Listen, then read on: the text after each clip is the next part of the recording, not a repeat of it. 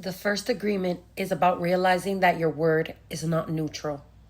Every thought you repeat, every story you tell yourself, every label you accept becomes part of your internal operating system. Being impeccable with your word doesn't mean being perfect. It means being intentional.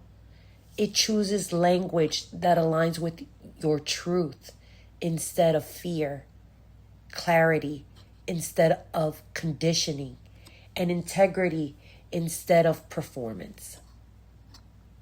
Hey, good morning. I wanted to dive in a little bit deeper into the four agreements and how I interpreted it. I want to take the time to go over each each agreement independently and express my take on it and my personal life experience with regards to how I failed or how I could have applied it or where in my life I actually applied it without even knowing it and made a shift. The first agreement is be impeccable with your word. The first agreement is the most important one and also the most difficult one to honor. It is so important that with just the first agreement, you will be able to transcend to the level of existence I call heaven on earth. The first agreement is to be impeccable with your word. It sounds very simple, but it is very, very powerful. The power of the word. Your words are spells. They create shape and reinforce our reality, the one that we partake in every day. Both our internal and external reality. I like to call this the representative. You know, when you meet a guy and he's absolutely perfect. He's giving you all the green flags that you could think of. And then somewhere along the line, whether it's 3 days into it, 10 days into it, or 3 months down the line, the representative falls off. Everything that they showed forth disappears, and their true internal world shows onto the external platform and the external realities. I think we all have a representative, whether it's with our friends, whether it's with our family, whether it's with our intimate partners. We show up in different variables and in different settings and in different comforts. And there's nothing wrong to have a representative, but we do need to be cognizant of how much are we putting out? Are we putting out just layers of our authenticity, or are we being performative? Are we showing up as what we think other people want to see in us, or how we want to portray ourselves even if we're not there? Are we embodying fake it till we make it culture, or are we truly showing up as ourselves as we are in the moment with honesty, clarity, and just obedience of life? What you say to yourself matters more than what you say to others. I truly believe this, and how this applies to me personally is that I am great at giving advice to others, but like a lot of people, I am horrible at taking my own advice. And I always knew what to say when people were down, depressed, sad, or going through a horrible moment in their lives. But when the roles were reversed, I had trouble applying the knowledge I had to myself. So while I could appear to be positive to certain people, in my internal world, I was very cruel, I was very judgmental, and I was very unkind to myself. I did not know how to love on myself, like be kind with my words and how I showed up for myself. And in the period of my moment in my life where I was most miserable. I was miserable with my surroundings. I was miserable with the people around me. And I didn't know what to do. And that's the first stage. Like when you are dissatisfied with something, when you're dissatisfied with your life, you're dissatisfied with your environment, you're dissatisfied with the people around you, that is the sign that things can change. You have awareness. The first step is being aware of what's going on. When you take the temperature in the room and you say, oh, I don't like this. This isn't for me. Then it's when I was dissatisfied. I had awareness that I was dissatisfied. But at that point, I didn't know what to do. I did not know. I didn't believe in myself, even though that I'm sure that I believed in others. I am someone that I can go wholeheartedly and believe in others and breathe life into them. But I didn't know how to breathe life into myself. So I started one step. And it was the first step to creating these great changes that I had for myself in order to establish all those things that I said in the last video about wanting peace, balance, and discovery in my life. That this is where it started. Where it started is I started to listen to affirmations at night. I didn't believe them. I truly didn't believe them. Like, oh, you are wonderful. You are deserving of love. And I say it, and the same way that I'm saying it is how I ridiculed it. But I did not grow up in a place where I heard affirmations like that. I did not come from a home where those things were embodied and those things were said and those things were agreed on, like the book, like the agreements put on me by my parents and the agreements put on me by the society that I was born in. And I didn't know how to be kind to myself or talk nice to myself. And my partners never did that. And again, I reinforced this by all these labels that I had thrusted upon me, where I was aggressive, I was not easy to deal with. So all of these things I was busy saying to myself in my head, and I didn't take the time to learn how to properly speak to myself. So I started to listen to words of affirmation on an app on the phone at night while I was sleeping. I'm neurodivergent, so I usually kind of like noise in the background, whether it's waves on the beach kind of thing. But this time I decided to listen to the affirmations. And like I would listen to it every night while I slept. It would be round the clock. And time passed, time elapsed, and eventually I started to speak kindly to myself during the day. And it's like, oh, you got this. And my mantra when I was in trauma was things could be worse, because I was always waiting for the shoe to drop. But now when things got derailed a bit, rather than things could be worse and, you know, I just have to accept this. No, I made actionable steps in changing my language to myself. And then eventually I started to change my own reality. Our inner dialogue sets the tone for our self-worth and our behavior. And we don't really pay too much attention to the room in our head.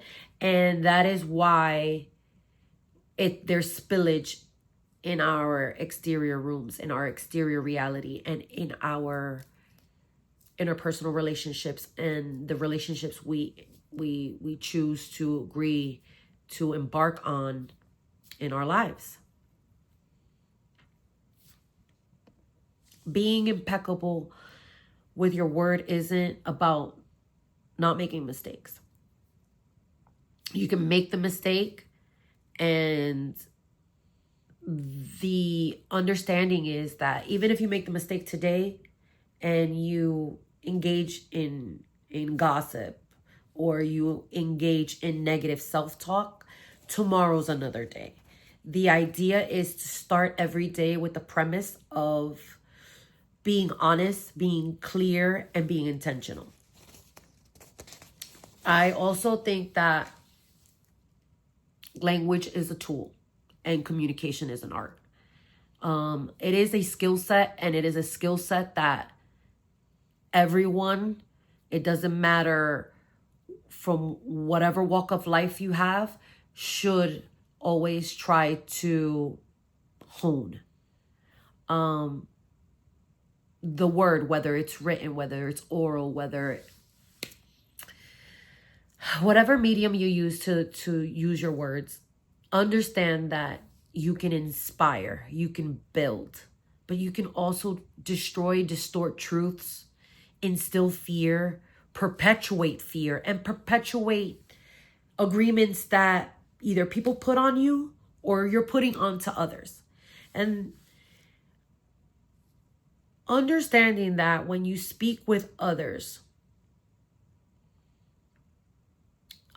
with truth, or speak about others, should I say, like when you decide to speak about others in privacy, in your home or with your friends, and it's engaging in gossip, whether what you're saying is true about the person or it's not, or it's your perception of their lives, understand that you're doing that without their consent. And when you do that, you're leaking your own energy. You're not doing yourself a service. You're based on this book, words are our spells. And when you're speaking gossip, you're speaking poison onto the person if you're doing it maliciously.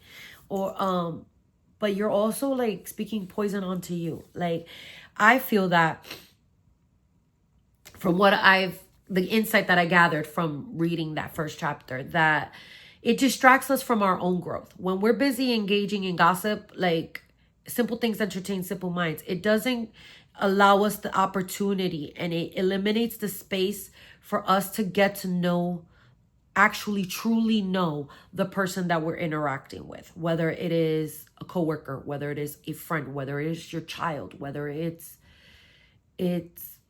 your family. What it does, and what I'm trying to learn, because I'm not perfect here. I'm not saying that I don't do this, or I used to do that where, oh, tienes chisme. In Spanish, it means, do you have gossip? And what I realized was that what it did was it just eliminated the space or the opportunity to have the real conversations, the conversations that were uncomfortable to have, the conversations that the silence was heavy and we chose to leave it for another day. And in reality, that's not being authentic to yourself. That is avoidance, and it creates a bigger crater because you're creating the elephant in the room, the tension in the room. Silence always speaks louder than words can sometimes. And it's not always about observing people's behaviors and understanding the psychology of people. It's also understanding that we project things on others. And we have to be able to understand that these narratives that we project onto others, or how we perceive them, isn't necessarily our reality. Being impeccable with the word also expresses that we have to have alignment between our thoughts, our words, and our actions. And when do you know that you're being impeccable with your word? When there's coherency in the entire stream of those things, being your thoughts, your words, and your actions align. You can't be impeccable and it not align in all those three things. Like, it's not like, oh, for example, you meet the guy and he's great, but, or let's flip it over on the girl perspective, right? You meet the girl and and like you like her, but you don't want to commit, but you want to still engage in the relationship because you want the intimacy. You want to feel validated. You want to feel wanted. And this goes for both men and women. We want certain aspects. We want to pick and choose the parts of the relationships that we want, but we don't want to accept that the reason that we're picking and choosing is because there are parts of us that are not in alignment with the situation. We're either afraid of commitment, and that is why we're not showing up intentionally within that relationship. Or we think we can do better and we're just using the person or manipulating the situation because we want something that they give us that we are not giving ourselves. And these are things that nobody wants to ever have the discussion about. But when you look at yourself in the mirror and when you have these conversations in your head, please understand that we're all capable of manipulation. We all are capable of dishonesty, and we're all capable of not living intentionally and staying within situations that are not beneficial to others because we are benefiting from it. And that's not fair. That's not fair to them. And that's not fair, most importantly, to yourself. So be intentional, align your words with your actions, and stop using people. Because the same way that you don't want to be used by another person is that energy and that karma and that embodiment that you're putting onto others. And in order for the rat race to stop, where we go through this rinse and repeat of different people that we meet that fail us, we need to do better. We need to embody that forward. And eventually the cycle will stop and we will get better discernment in order for us to get better outcomes. But with these hard conversations comes the big word of accountability. Understanding and being accountable for the things you say. You are responsible for the stuff you say. Stop saying out-of-pocket things and thinking, oh, well, I'm just being true to who I am. No, you're responsible for how it lands. That is being impeccable with your word. Stop hiding between, I'm blunt, this is how I am, it is how it is, you either like it or love it, I'm from X place and this is how we roll. Or in Spanish, eso es mi tono. That's my tone. You know, I am who I am. But also, I'm stupid, or I'm not pretty, or I'm not smart enough, or I'm just ditzy, or this is my ADHD. These are all agreements that we agree on. This is agreements that either we've learned from the people, the places, our environments, our attitudes, or the attitudes of other people around us. And we need to be accountable. Because when you stop taking accountability out of your word, you stop taking accountability out of your actions. And this is the energy you put into the world. And this is the energy that you teach others. And these are the agreements you put on others. You put these agreements on yourself. You put these agreements on others. And guess what? Other people, third parties outside in the world that you interact like peripherally aren't going to necessarily feel it the most. But the ones that are going to feel it the most are the people around you, your tribe, your children, the legacy you put forward. So stop making excuses. Nobody wants to hear them. Nobody wants to see the performance. If you're performing for yourself. And ask yourself, why are you performing? Because at the end of the day, that's not creating peace or balance for anyone else. What people think of you is none of your business. That's one of the most infamous quotes around self-help. But at the end of the day, it's the only way to reclaim your personal power. Stop giving your power out. You're giving your power when you deflect. You're giving your power when you retreat into privacy because you don't know how to engage with others, because having the difficult conversations are hard. No one said life is easy, but it's how you engage in it. You can either avoid or you can engage. I choose to engage. I may not show up 110% every day, and I may not make me always my perfect evolved self, but I am striving to make those changes so that it becomes a little bit more effortless. Stop creating the craters between the relationships you have because you're choosing to avoid confrontation. You're choosing to avoid pain.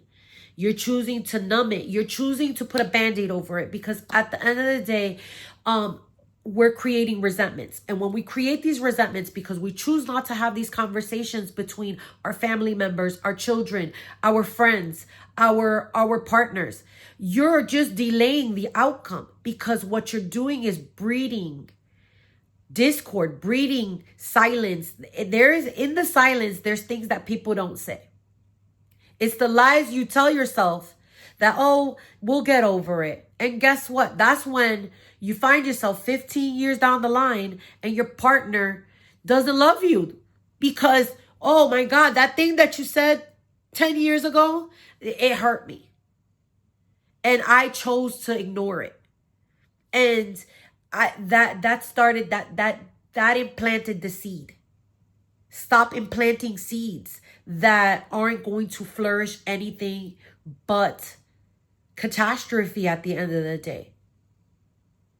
Be clean with your word. Be clean with your intentions. Be clean with the understanding that it doesn't have to be perfect. It just has to be sincere, and accountable. Hey, so-and-so, what you said to me, it hurt me. I don't know what to make of it, but I don't want this to breed animosity between us or resentment. And then, because the unevolved self, which I've been guilty of, is I don't want to address it, and then down the line something else happened, and then I blow out of proportion. I blow my gasket because I avoided something that I should have addressed from jump. Being accountable is understanding that you're not perfect. Understanding that others, what their perception of you, it doesn't matter. Because let me tell you something. I'll give you a life example. When in my manic chaos of life, I could pick whatever instance of 5-alarm fire mode in my head and trying to be unshakable. And a prime example would be where if my home was a mess, and you know when your home is a mess and somebody's about to drop for a visit and you start moving things around because, oh my God, you want this person to think you're okay, you got your shit together. At the end of the day, you're just lying to yourself. These are the lies we tell ourselves because that is a symptom. It is not the root of the problem. And I've learned to ask myself, is this a symptom or the root of the problem? Having disorder or having an unclean house. If you think that running around and having a clean aesthetic is showing to the world that you got your stuff together, it's not. You know, when you got your stuff together, when not only is the house clean, but the drawers inside the house, you know exactly where things are, where everything has its home. It's intentional. It makes sense to your natural rhythm. Your home embodies your natural rhythm, whatever that is. Like having a clean aesthetic or having a messy home, as long as it embodies your true natural rhythm, it doesn't have to make sense for everybody else. There, I used to say, oh, there's a method to this madness. There is a method to this chaos. And you know what? There is a method to the chaos. But it still doesn't change the fact that it's still chaos. These are the lies we tell ourselves. Because when I sat there and I told myself there's a method to this chaos, yeah, there was a method. But that method is not sustainable. The method is still chaos. And you need to understand that. So ask yourself, when you're impeccable with your word, who are you being impeccable with your word for?